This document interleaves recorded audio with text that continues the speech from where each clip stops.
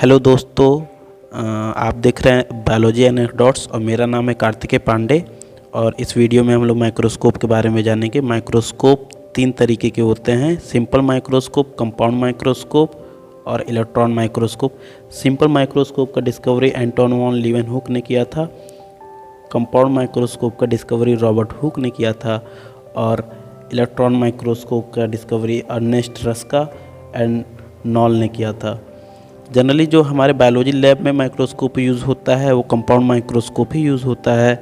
और आप देख रहे होंगे वीडियो में आपको दो माइक्रोस्कोप रखे हुए दिख रहे होंगे। तो ये जो ब्लैक कलर का जो माइक्रोस्कोप है इसी को हम लोग बोलते हैं कंपाउंड माइक्रोस्कोप, और इस माइक्रोस्कोप को बोलते हैं हम लोग डायसेक्टिंग माइक्रोस्कोप।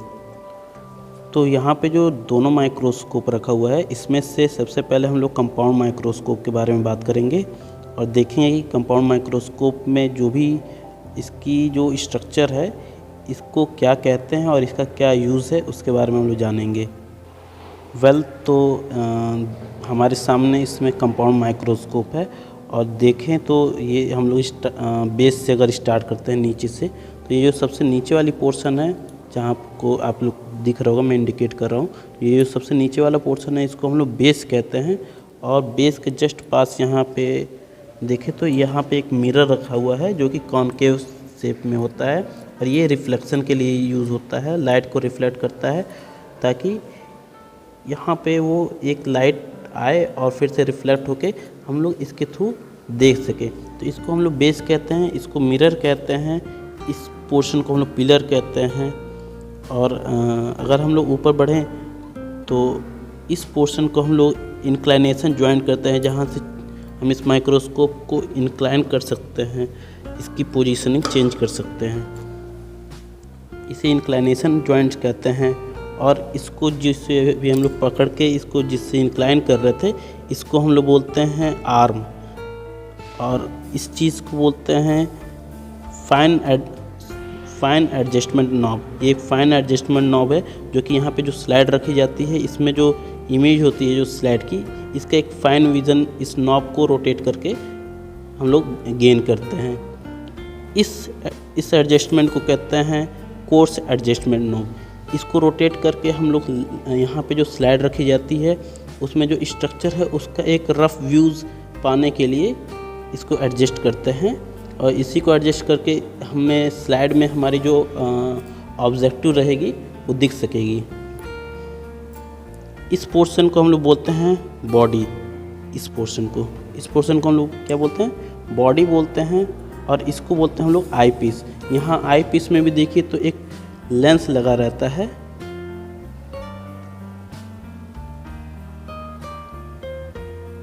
और इस लेंस की पावर है 10x, यानी कि ये चीज़ों को 10 गुना एक्सटेंड करके दिखाता है।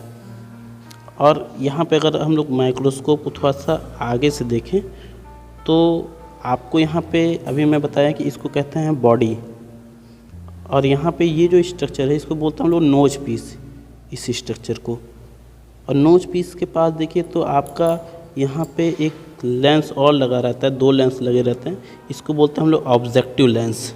एक लेंस यहाँ पे लगा हुआ है और इसको अगर रोटेट करके देखें तो देखिए अभी आपको दिख रहा होगा कि दोनों लेंस लगे हुए हैं।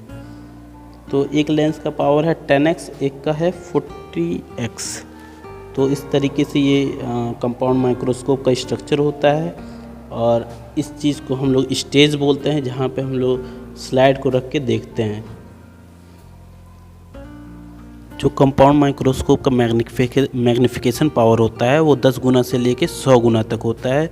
यानी ऑब्जेक्ट अगर बहुत छोटी है तो उसको हम लोग उसके 10 गुना साइज़ तक, 10 से 100 गुने तक के साइज़ तक हम लोग उसको एक्सटेंड करके मैग्नीफाई करके देख सकते हैं इस कंपाउंड माइक्रोस्कोप की मदद से। और हमारे स्कूल में कंपाउंड माइक्रोस्कोप ही यूज़ होता है। बात करते हैं अगर डायसेक्टिंग माइक्रोस्कोप का, तो डायसेक्टिंग माइक्रोस्कोप का स्ट्रक्चर कुछ इस तरीके का होता है। इसका ये साइड व्यूज़ है, ये इसका फ्रंट व्यूज़ है। और जो डायसेक्टिंग माइक्रोस्कोप होता है ये जनरली सिंपल माइक्रोस्कोप की कैटेगरी में इसको रखा जाता है। और इसके पार्ट्स की बात करें तो इसको हम लोग बोलते हैं फोल्डेड आर्म। यहाँ से हम लोग इसको फोल्ड कर सकते हैं, देख सकते हैं आप लोग इसको।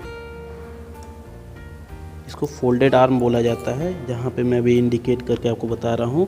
और इसको बोलते हैं वर्टिकल लिम्ब। देखिए ये यहाँ से ये पूरा एक वर्टिकल लिम्ब है, ठीक है। और यहाँ पे वर्टिकल लिम्ब के पास जस्ट ये जो आपको ये जो स्पेस दिख रहा है, इसी को हम लोग स्टेज बोलते हैं।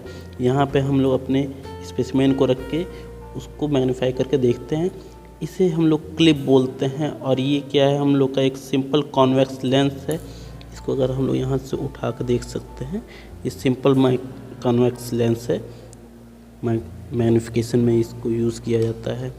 और जैसे कंपाउंड माइक्रोस्कोप में एक मिरर रहता है, सेम मिरर आपके डायसेक्टिव माइक्रोस्कोप में भी रहता है रिफ्लेक्शन के लिए। इसको हम लोग बोलते हैं एडजस्टमेंट नॉब। और ये है फुट। तो ये